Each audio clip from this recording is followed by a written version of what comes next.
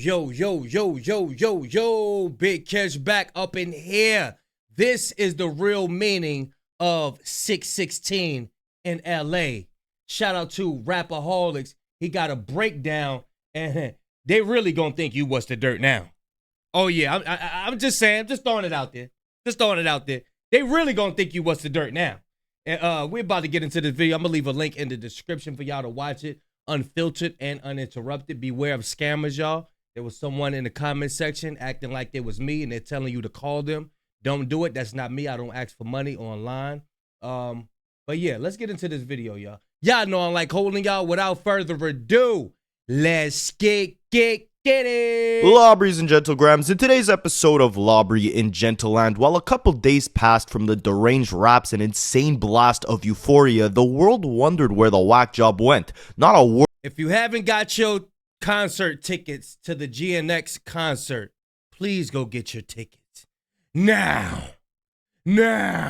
Word heard from the womanly waist youth warrior. I'm talking about La Brianna, the man who told Kendrick to drop. Cause 1 year ago today, the Toronto Tough Talker got more chun pan his head top. Yes, Crody, it was last year today we got 616 in LA where Kendrick sent Drake the final warning shot that he shouldn't come out to play. OVO had been infested with moles, and on this day we saw a complete reversal of the roles, cause while the Canadian clown Corcus taunted Kendrick with push-ups and tailor-made, digging himself in a massive hole, the day of 616 in LA would suck the softness out of the suing sad boy's soul. So because this song, without a hook, that cooked the Canadian crook, often gets overlooked, let's break down every bar of it like pages of a book. But first, chef up bars. A smash of that like and subscribe button and show me how well you could really cook. Now, Lawbreeze and Gentlegrams, little did we know what we would be receiving on the day of May the 3rd, 2024. Now, I think it's very fitting that the first thing we got early in the morning was 616 in LA by Kendrick Lamar. Did he really drop this at 6:16 a.m. LA time? No, he didn't. He dropped it, according to Google, at 9:52 a.m. in Miami Gardens, which would be around 6:52 a.m. LA time. But the title of this track has a lot more significance than simply the actual we got some new angles. Hour that it was released at. If you guys are new to the channel, you could call this a panel where we pluck and parade the pathetic prom queen petition posting padre. It's also a space where we have been reviewing the 1 year anniversary of every single diss track from the Kendrick and Drake beef and giving you a brief breakdown of every single banger. Today is the day we focus on 616 in LA. If you look at every single diss song that was released throughout this battle, this one kind of seems like the least consequential. I don't know if that makes sense, but in my opinion, every diss song kind of served a purpose. This one was almost like an interlude or an intermission. Like that was the nuke to set everything off. Euphoria was the warning shot, foreshadowing Drake's actions while dissecting his character. By the way, check out the breakdown of Euphoria that I did just the other day. Meet the Grams, of course, was the rebuttal to Family Matters. And Not Like Us was the victory lap to clean up the dark mess that was the night of May 3rd. But in that case, what purpose did 616 in LA serve? To me, it kind of encapsulates the calm before the storm. Like, I think narratively, if this was the first diss... Yeah, the way that joint came on, I was like... What are we doing? What is this?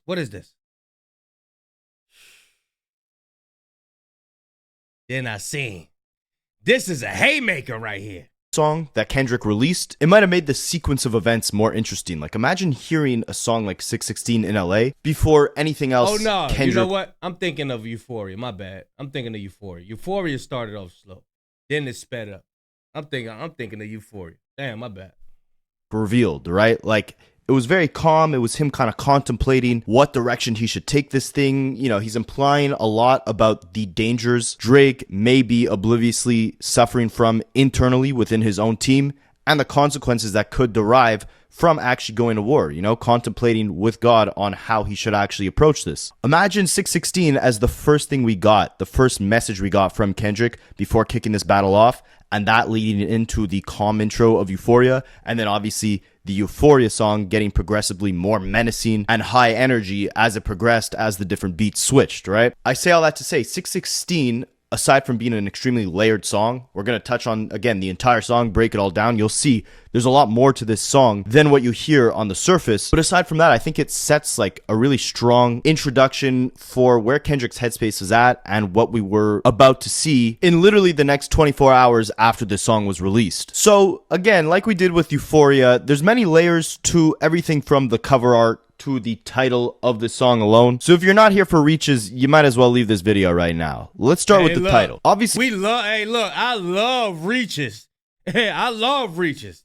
That joint is a whole nother world within itself. The way that the title is structured is a callback to Drake's famous Timestamp series, right? Since 2010, in every Drake era, with every Drake album, you also get an accompanying record with a title that has a time and a location. 9 a.m. in Dallas, 5 a.m. in Toronto, 69 a.m. in Diddyland, 5 p.m. outside of a high school prom. I'm joking, Drake is not a PDF. So by Kendrick titling the song 616 in LA, obviously the location Kendrick is from, but ironically also a location Drake has never used in one of his own timestamp records, which is actually funny because we'd later find out that a lot of the freaky parties that Drake allegedly had going on in his lifetime that he paid people to stay silent about, allegedly according to DJ Vlad, came from his Calabasas home, which was in LA, which Kendrick actually alludes to in this 616 in LA song. It foreshadows a lot. But aside from just being a nod to Kendrick's hometown and Drake's timestamp record theme, 616 in LA carries a deeper layer when you realize that the day Kendrick Lamar met Drake was actually June 16th,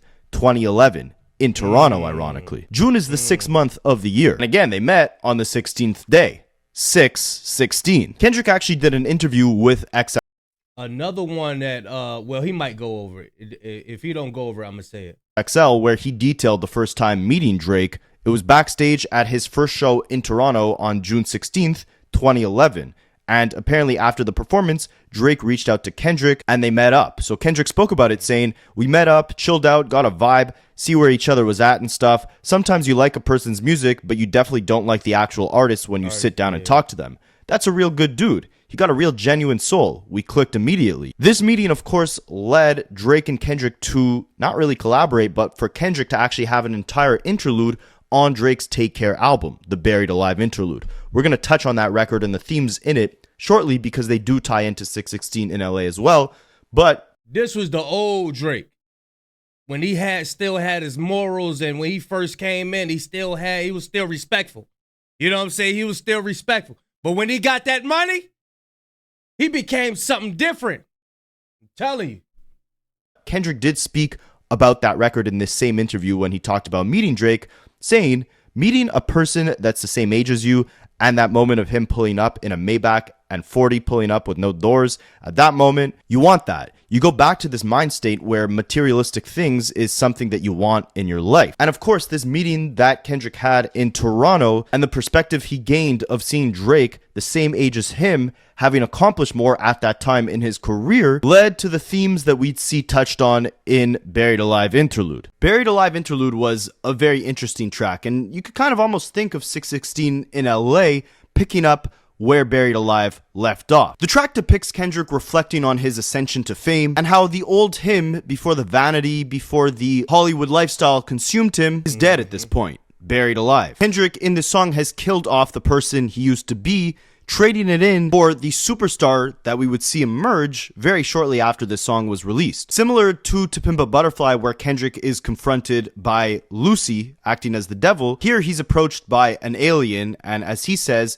that last year slept with a Canadian, the same year that Drake had reached his ascension to fame. It's funny, he even raps, "An alien that slept with a Canadian that gave him an addiction that keep him in Mercedes-Benz, bright lights, and Rihanna as our lady friend." He later became Rihanna's rejected Romeo. And Kendrick says, "People love when the devil is my type, and you're winning from everything that you're palm right." Basically, every rap that you spit that gets you closer to the fame can get you more interconnected, if that's a word, with the devil and everything that comes with the lifestyle of a famous rapper. And again, at this point, Drake is about a year or two into his mainstream success, being one of the biggest rappers at the time within the blog era.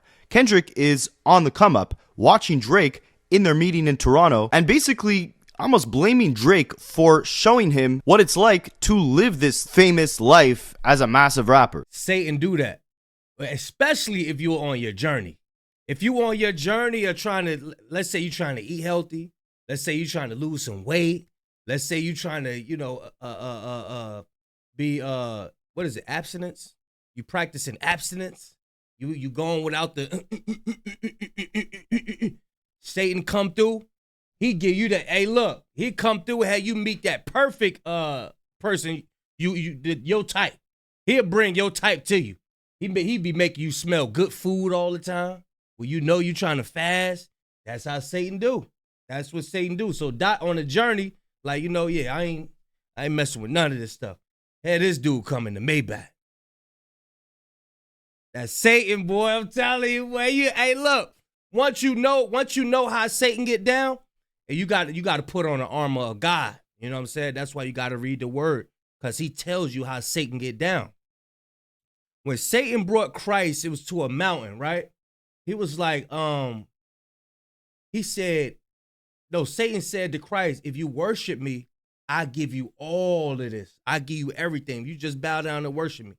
Now, Christ, he was fasting. I think he was on like a 3-day fast, a 30-day fast, one of them. I forgot. But he was like, like just offering him stuff, trying to break him. But he didn't break him. You cannot break. When you on your journey, that's when things are going to come more. That's Satan trying to get you to break. You know what I'm saying? That's Satan trying to get you to break. But yeah, that's it. yeah. This is beautiful right here. And again, he details his meeting with Drake, and I think these last set of bars are really interesting, so I'll read them off to you. Me and Drake talk casually about the industry and how the women be the tastemakers for the stuff we're making.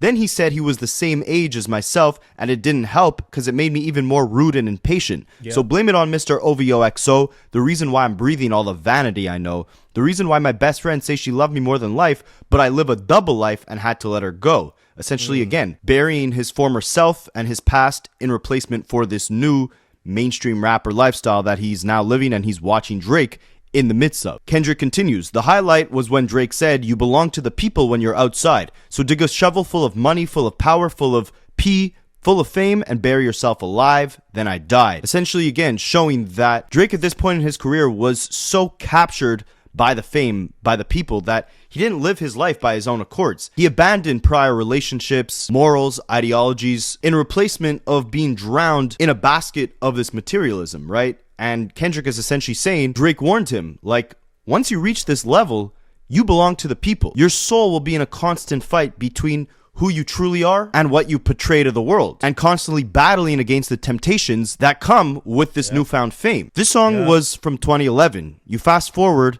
almost 14 years later, and you could see the vast difference in the paths that both Kendrick and Drake chose. Did either of them let the fame consume and overtake their soul? Were they buried alive, or did they always stay true to who they were before the fame? Well, now we're no longer in Toronto. We're back in Kendrick's hometown of LA, and here it is where he's reflecting on the massive shift in tides. That's why Kendrick said, what did he say? What you he said, what you enjoy and what you endure. When he that mingles with the damn, what did he say? He said he lists everything why he deserved to be the greatest of all time, and then at the end he was like, tell me why you think you deserve to be the greatest of all time, That was the best part. But it was a part on Whacked Out Murals. He said, what you endure. It used to be that, nigga, but that was plural. But I don't know what he said before that. I'm going to think of it. But he said he's enduring. He's enduring the hardships. He's enduring the temptations. In life, you must endure the temptations, because really what that's doing is making you a solid person. You know what I'm saying? Really, you're making yourself a better person when you're enduring temptations. And the cost that would come with going to war and battling against the very artist that encapsulated everything Kendrick was trying to fight against when he was this young up-and-coming rapper, witnessing a small taste of superstar. And so it's very fitting that at the beginning of 616 in LA, he's actually not rapping from his perspective, but instead from Drake's, to kind of give you a time capsule of where Drake is in the current day. So the track starts off with the intro where Kendrick raps, "It's survival, survival, I think somebody's lying, smell somebody lying, I don't see no fire." Now remember again, this is a callback to Buried Alive, and here Kendrick is talking about survival, surviving through the temptations that fame could bring you. The facade that you put on when basking in the vanity of being a famous pop star. Like Kendrick says, somebody's lying. And then the beat drops and we hear this sample flip that sounds like someone is saying Boy Wonder. Now, Boy Wonder, obviously if you guys didn't know, is the name of one of Drake's right-hand producers. This sample flip works as a double entendre as well, because on Push Ups, Drake started that track with the Who Kid drop. This was a foreshadow or a subliminal of the fact that he would later accuse Kendrick of raising a child that wasn't his, that actually belonged to his fiance and his manager, Dave Free. Hence the Who Kid. Whose kid is it? Kendrick makes a slick callback to that with his own sample flip, the repeated line, Boy Wonder. You'll see in this song that Kendrick warns Drake of there being snakes and moles within his own camp, his own people turning against him, and to take a long look in the mirror to figure out if he's fighting this battle all alone. There's a lot of things that Drake needs to sit with and reflect on and wonder. And at the same time, Drake calls himself the boy. So here you have this sample flip referencing three different things where essentially Kendrick is telling Drake or the boy to wonder, to ponder on what his next move should be. And again, also referencing his producer, Boy Wonder. And Kendrick kicks the song off with some nice double, triple, maybe even quintuple entendres, rapping Off-White Sunseeker at the Marina. F a phantom, I like to buy yachts when I get the fever. Don't forget here, he's rapping from Drake's perspective, right? This is a very similar style that Drake incorporates on a lot of his time stamp records, right? Rapping about luxurious brands and endeavors that he's on at that particular period of time. Remember, like, I'm at the Masoni room at the Bibelos. A lot of this stuff to the average ear will Drake always talking that stuff we don't know about. Yeah, I got this type of carpet. I got the Romanian Busch Gardens Greek carpet. What? Man, we don't know nothing about that, man. Yeah, these curtains come from Africa.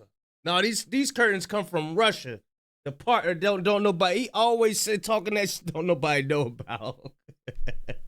I don't want to hear that shit. Not make any sense, and B, make you feel broke. Because what type of language is this, right? When does Kendrick ever rap like this? Off-White Sunseeker at the Marina? What does this even mean? What is he talking about? Well, a couple things. Firstly, the Sunseeker is the name of a luxurious yacht. Drake has been famously known to rent out luxurious yachts, travel around the world, throw parties. In 2022, he was pictured on several different yachts with a 21-year-old model by the name of Dwayne Brooks. Here you could see the boy with the young model wearing none other than an off-white t-shirt. Off-White Sunseeker at the Marina. It was around this same time that Drake was yacht hopping with... I think Drake do this too because he's sponsored by people, or the people that have these brands use him as a promotion tactic in their songs. I know a lot of rappers do that as well. So it's like they come out with, let's just say Louis Vuitton, or anybody just come out with something new. Not Louis Vuitton, but let's just say the yacht people, or like the carpets I was talking about, or some Chardonnay, some wine or something like that. Okay, Drake, we'll pay you such and such if you promote our brand, right? He get paid for that. This is why Drake be saying stuff. We don't know what it is, but then when we finally get it, it's like, oh, this is stuff that Drake was talking about. Yup. Yeah. Even back then, I remember Jay-Z used to talk about stuff. Who else? When rappers used to say, I mixed the Hennessy with the Hypnotic and now I got a Credible Hawk. You know what I'm saying? Hey, look. This is what whatchamacallit was talking about in the rap song. It be us. We be the first ones to go buy it too. You never heard of this a day in your life. Soon as a rapper say it, now you want to go buy it. And then you want to tell everybody about it in the hood. Everybody looking up to you now. And it's just like a cycle. It's a whole cycle. The do-rags and back, fitted hat, snorkels and fur. It's like, nah. But it's the same old thing. Now, what's the new liquor out now? What is it?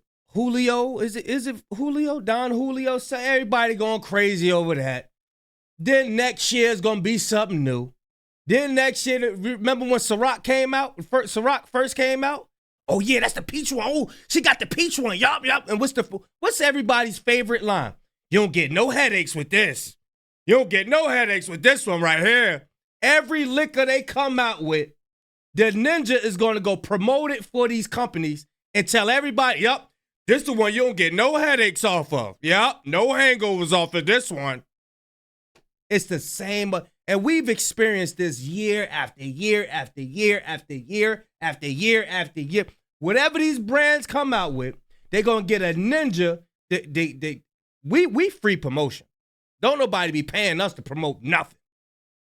We are free promotion, but what we get from it is vainglory. Everybody looking up to us when you the first one with something.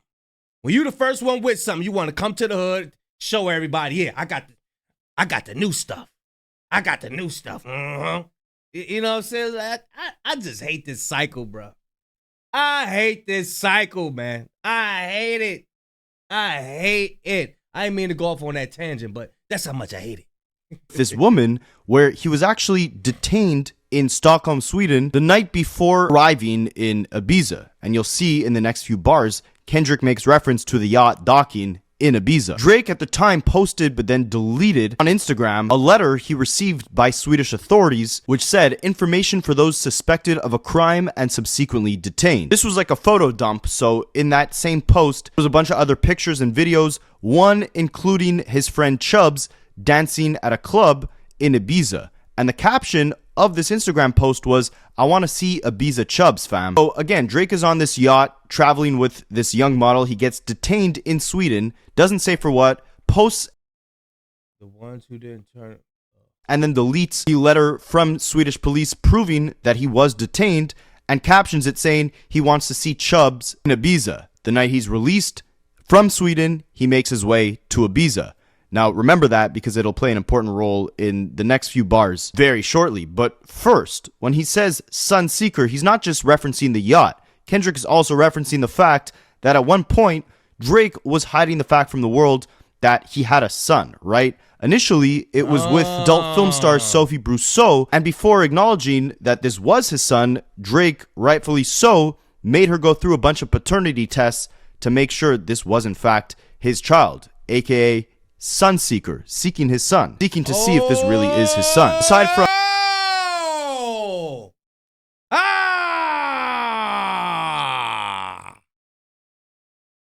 off-white Sunseeker. He ain't fully white. He's off-white because he got that Dennis in his blood too. Let's not forget. You know what I'm saying? Off-white Sunseeker. I love reaches. I love being a turtle.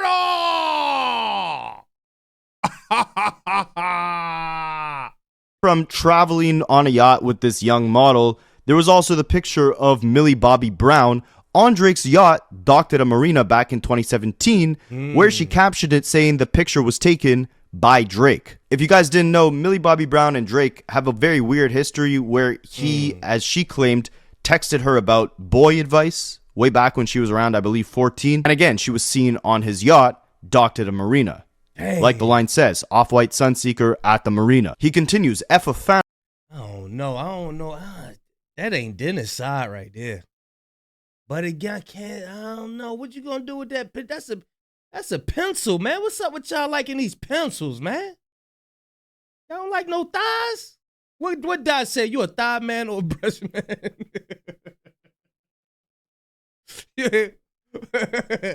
Oh man, hey, I don't know what's up with y'all, man. And these little pencils, y'all like pencils, man.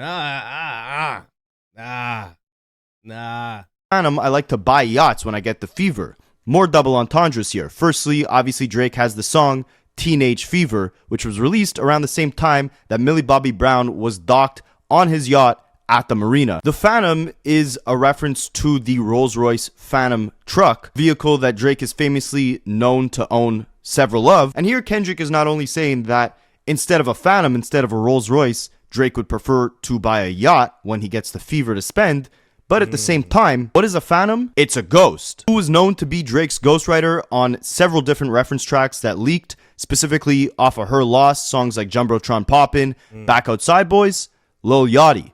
This line says, F a Phantom.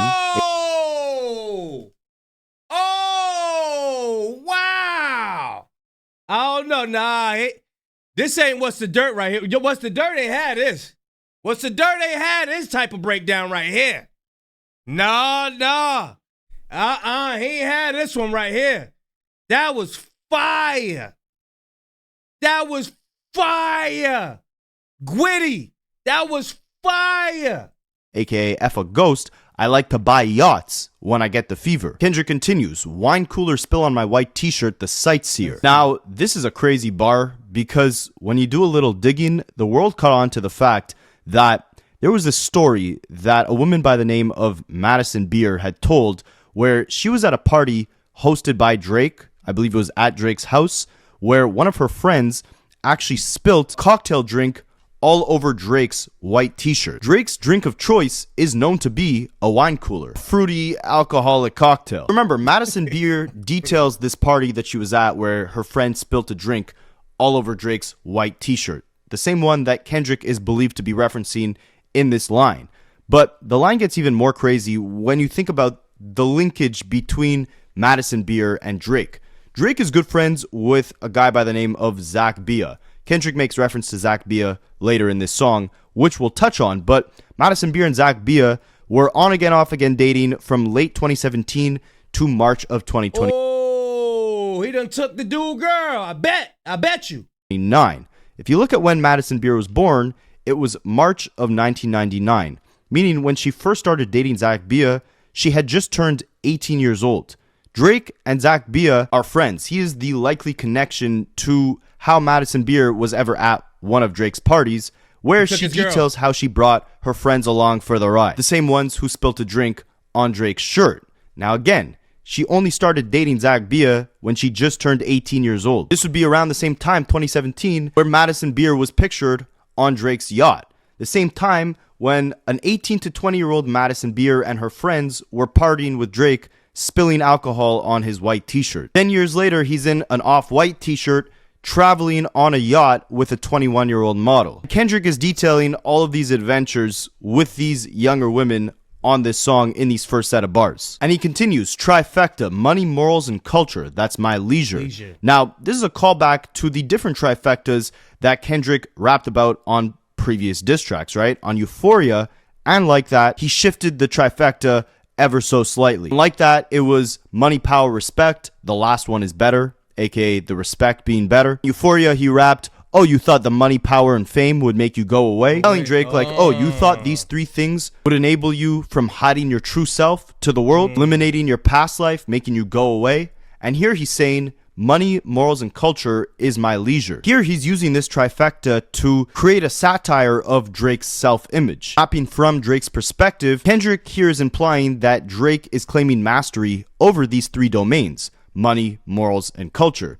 Kendrick, however, would undercut this claim with irony, suggesting Drake thinks he embodies these values, but really he doesn't, because him saying, that's my leisure, implies dominance or casual ownership, like money, morals, and culture are things that come easily to Drake. Kendrick is likely mocking this attitude, suggesting that Drake treats serious things like morals and culture as mere accessories or playthings, the same way money would be treated. That's why, unlike that, he said the last one is better. The respect. It reminds me of Black Panther. When the colonizers had all of the memorabilia and all the statues and stuff in the museum, Michael B. Jordan's character, I forgot his name. He came, he said, this belonged to my ancestors. But they got it, they take it, bring it there, and it's like, yeah, look what we have. You know what I'm saying? That's the energy that Drake give me.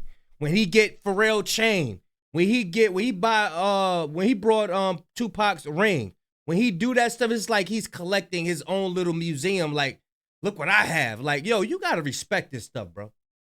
Yeah.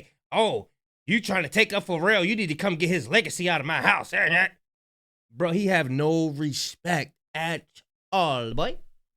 Respect is better than the money and the power, because that's the one that you truly have to earn. That's not something that comes leisurely, that comes easily. Also saying that Drake hides behind the money, power, and fame on Euphoria. By 616 in LA, by rapping through Drake's perspective, Kendrick is highlighting the contrast between image and reality. Drake might pretend to embody morals and culture, but He Kendrick don't. sees him as just leveraging money and influence Yup. for image, not Yup. for actual substance. The It's an investment for him. It's just an investment. If he purchased Pharrell thing, all of his stuff, that little gold PS2, the little handheld joint, got his chains and all of that, and he could put some value on it because Drake own these things now. So in the future, we know the dollar it goes up. You know what I'm saying? Not it like that. I ain't talking about go up like that, but I'm saying he can potentially double his investment on those things. Because later on, let's say 20 years from now, when Drake is all old or whatever, a new rapper or a new somebody with billions of dollars will be like, oh, let me cop that, because it has value on it, because, you know, value increases with time. You know what I'm saying? So that's it. All that stuff is just an investment to him. Tupac ring, all the Pharrell stuff, the stuff that he be buying and all, it just, he don't respect it at all. sarcasm lies in the claim to morals, suggesting that, again, Kendrick sees Drake as morally inconsistent or performative. And Kendrick is likely using this line to emphasize that while Drake pretends or believes to be cultured and ethical, he's actually just driven by the fame and comfort. It's a jab at how his hollow branding is masked as depth. And remember how on the first bar, Kendrick is likely making reference to the fact that Drake was traveling the world on this yacht, getting detained in Sweden and trying to make his way to Ibiza to see his friend Chubbs dancing. Well, on the next bar, he raps, "My visa, passport tatted, I show up in Ibiza." And the way he says, "I show up in Ibiza," it can almost be interpreted like, or sounds like him saying, "I show Chubb in Ibiza." And he continues rapping about different spots or locations that Drake was spotted at, saying, "Lou Callis dwellings in Brooklyn just to book me some pizza." This is a restaurant that Drake was spotted at with the basketball star Kevin Durant way back in March of 2020. And he concludes rapping from Drake's perspective to Durant be caking for Drake, boy. Who else be caking? It's another interview I seen. One of Chicago rappers caking for Drake, boy. say, "Who could reach us? Only God could teleport this type of freedom." Again, going back to the money, morals, and culture being Drake's leisure, here he's saying that Drake is living this easy, carefree, indulgence-fueled lifestyle that only God could bless you with. No one else can touch you. Drake at this point feels untouchable, feels like money. Nah, I'm gonna tell y'all this: the devil give blessings too. Y'all remember that analogy that from the scriptures that from earlier? Satan gives blessings too.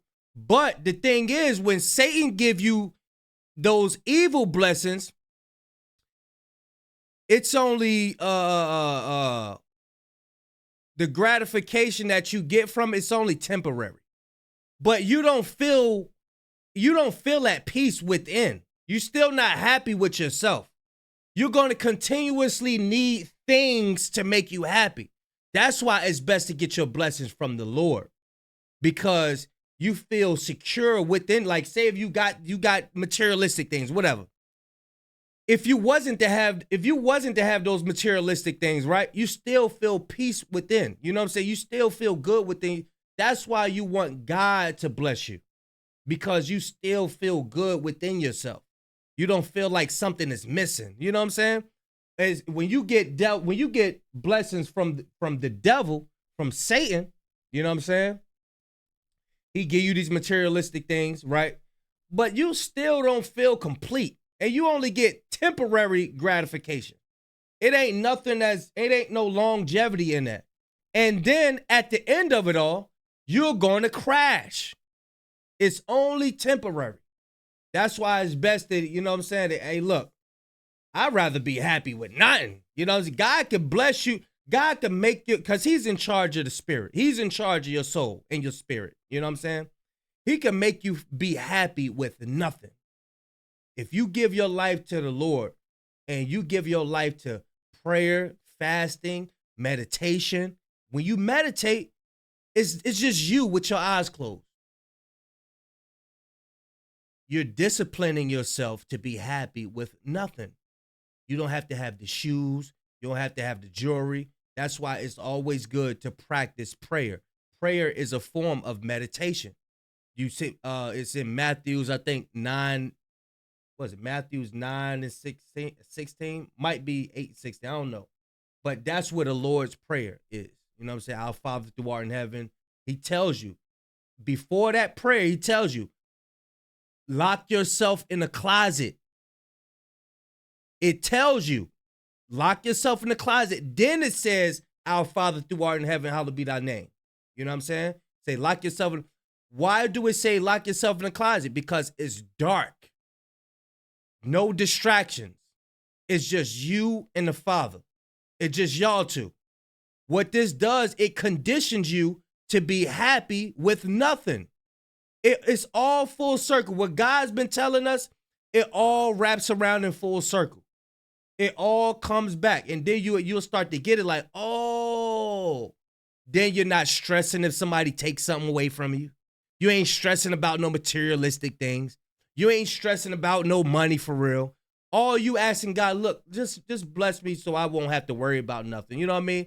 And look, he will bless you with that. You just have to ask. And when you're asking, you're conditioning yourself to be happy with nothing. You know what I'm saying? So then when you do get, when the Lord do bless you with things, it's just a cherry on top. You like, oh, okay, I see. All right. Got my little new car. All right, okay. Able to pay my rent, pay my bills. All right, okay. All right, that's good. But if it was to be taken away, you still would be good because you're happy within. That's the blessing of the Lord. You're happy within. Drake, on the other hand, he needs to keep buying things to be happy. He got to keep on buying. Look what I got, y'all. I got this. I got that. I get to eat anywhere. He got to keep on buying. He got to keep on doing things. He can't sit there and meditate and just be happy with himself. He can't. He gonna be depressed. You know, that's the way it is. I don't mean to go on a tangent, but y'all know, hey, this is what we here for. Money, morals, and culture are his leisure. All this stuff is coming easy to him. He has the world, he has the culture in the palm of his hands. Now again, this is another big callback to Buried Alive interlude because, again, it was on that song where Kendrick was rapping from the perspective of a young emerging superstar killing off his former self and building this ego and kind of being at a crossroads and having Drake more killing off the old man. Getting rid of the old man. This is what life about. Growth. Life is about growth. Life is not about holding on to things. Even in the scripture, when there's a new year, you got to get rid of the old things in your house. You got to get rid of all the leaven and all of that stuff. All that stuff that's collecting energy. Energy is real. I'm telling y'all. Old clothes. I'm telling you, old clothes got all them arguments in it. It got all them little sad nights in it. Them old clothes holding in all of that stuff. It's holding in all of that energy. You get rid of old things. I'm telling you, get rid of it. That stuff holding in all of that stuff. And if anybody know what it feels like to get rid of stuff, right? The stuff that you haven't used within the year. That's my rule of thumb. If I haven't used it in the year, I'm getting rid of it. I like space. You know what I'm saying?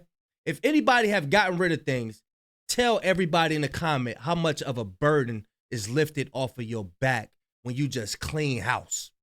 Just clean it. Y'all remember growing up, your mother cleaning up the house on the weekend? Your mother cleaning up, got the pine saw there everywhere. Everything feels so refreshed, right? That's the same thing.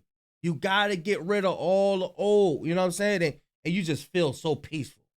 You know what I mean? Things don't make you happy, man.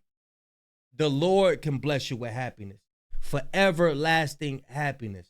Or experienced with this lifestyle, guiding Kendrick on where he needs to take things next. Showing you in these set of bars where Drake took his lifestyle, and now he's about to come back into his own perspective, where he begins to contemplate his own morality and integrity at this point in his career. He raps, "God, my confession is yours, but who am I if I don't go to war? There's opportunity when living with loss." If Kendrick loses himself within this battle, at least gain the lessons that come from going to war and seeing the type of character this conflict can create internally. Kendrick, typically being a grounded, moral-driven individual who didn't lose himself to the fame, is now questioning what decision God would want him to make at this pivotal point in time where, again, on the diss record we heard right before this, Euphoria, he's talking about, if you take it there, I'm taking it further.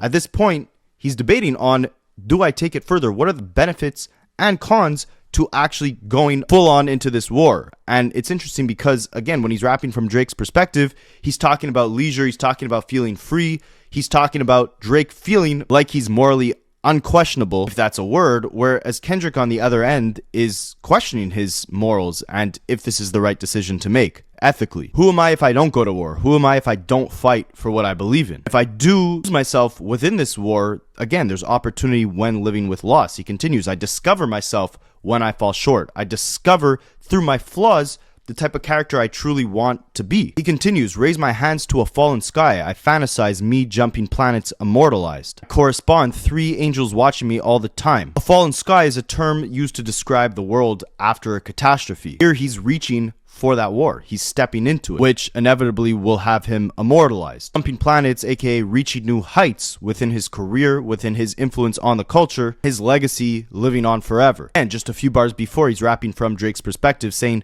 who can reach us? Only God. Now from his own perspective, reflecting on the fact that once this catastrophe hits, once this war fully blows up, he'll be immortalized. He will be the one that's untouchable. The 3 angels watching him could be in reference to his fiancée Whitney and his 2 children. It also could be in reference to the 3 angels named in the sacred scripture, Michael, Raphael, and Gabriel, or even the 3 lost legends of LA, Kobe Bryant, Tupac, and Nipsey Hussle. 616.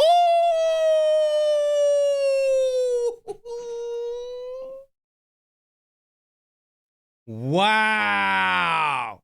Which 3 do y'all think it is? Y'all think it's Nipsey, Tupac, and what else he said? And Kobe? Y'all think it's his 2 children and his wife? Y'all think it's Michael, Gabriel, and Raphael? What do y'all think?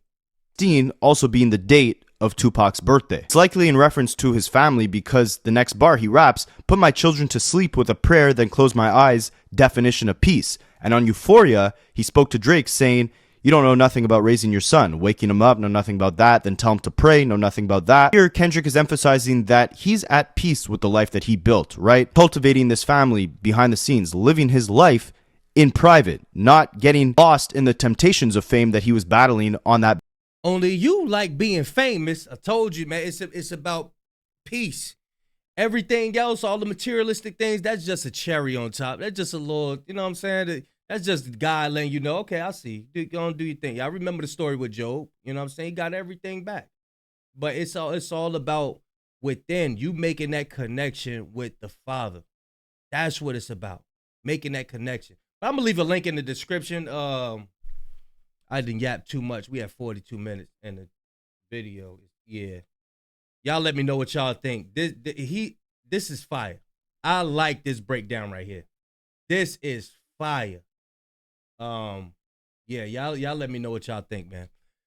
Big Kish signing out. I'm going, y'all.